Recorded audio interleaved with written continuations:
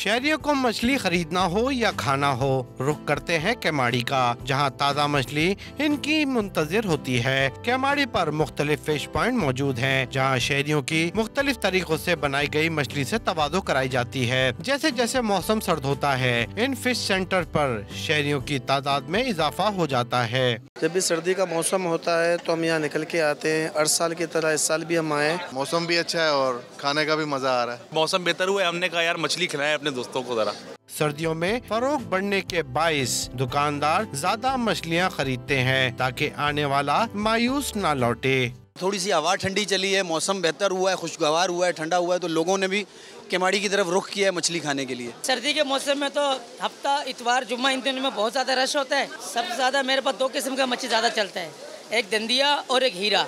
हर fish centre का अपने तर्ज का अलहदा मसाला होता है, जिसके इस्तेमाल से मछली का मजा दोबाला हो जाता है। कैमरामैन शफीक दिलशाद के साथ इमरान नफीर, डॉन न्यूज़, कराची।